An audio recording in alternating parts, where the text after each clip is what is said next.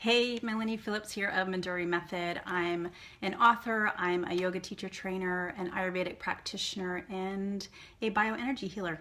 And I have been thinking a lot, especially with this new age. I feel like I didn't grow up with the inundation of technology and Facebook and all of these new platforms that have arisen in the last, well, probably way longer than I've been on them, but that now it seems I'm definitely hooked into things like Facebook and texting and all of these things.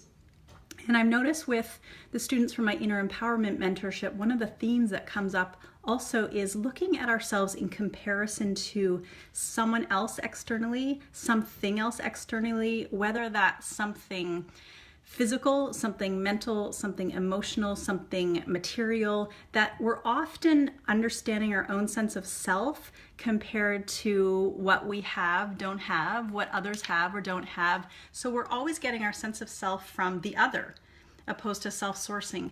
And I really see this as we just never know what is going on for someone. They may have the most amazing Facebook feed and look like their life is together, and behind the scenes it may be a shambles, their health may be poor, their marriage may be falling apart. We just don't know. And instead of exhausting ourselves by looking outwards and comparing to what we perceive other people having or doing or being, that to spend that time, to spend that energy going inwards. And this has been something that I got sick over Christmas time and I was sort of forced to go inwards, and it sucked. And it really took me into myself and showed me the shadow areas of the things that I still need to address, the areas that, love is still not allowed into my beingness. So I really feel and see with my clients and see with my students that need to self-source and to spend more time looking inwards than outwards. And the trap of social media can be just that. So I have this Chinese parable that I've always loved, and I would love to share it with you. I think it just sums up everything so precisely. So here it goes. I'm going to read it from my computer. It says, once there was a Chinese farmer who worked his poor farm together with his son and their horse. When the horse ran off one day, neighbors came to say, "How unfortunate for you." And the farmer replied, "Maybe yes, maybe no." When the horse returned, followed by a herd of wild horses, the neighbors gathered around and exclaimed, "What good luck for you!" The farmer stayed calm and replied, "Maybe yes, maybe no." While trying to tame one of the wild horses, the farmer's son fell, broke his leg. He had to rest up and couldn't help with the farm chores. "How sad for you," the neighbors came and said to him, and of course the farmer responded with, "Maybe yes, and maybe no." And shortly thereafter, a neighboring army threatened the farmer's village. All the young men in the village were drafted to fight the invaders, and many died. But the farmer's son had been left out of the fighting because of his broken leg. People said to the farmer, "What a good thing your son couldn't fight."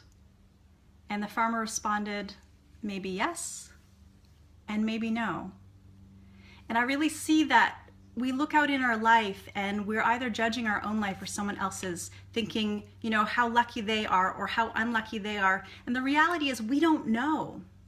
We don't know the things that come in the form that look like gold and that look like magic for us may not be, and vice versa. Those times in our life where things are testing us, the times where we suffer the greatest losses and pain and grief, can be the most miraculous and beautiful moments and times in our life also.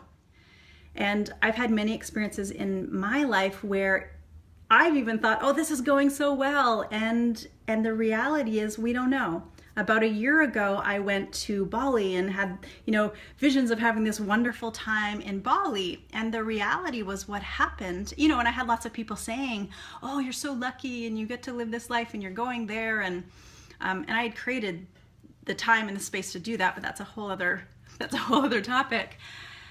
I got really sick. I got salmonella and ended up sick for over a month and ended up in a hospital by myself. And it was not fun. It was not the holiday, the trip that I was looking for, but the growth and the learning that was in that experience and that process was pretty spectacular. Often after the fact, right? When I was in it, I did get a sense of something bigger than myself happening, and a sense of, oh shit, this isn't really what I thought this trip to Bali would be, but very quickly saw the teaching in it. So the disease of comparison is massive in our society and in our culture, and it feels like it's escalating and being amplified.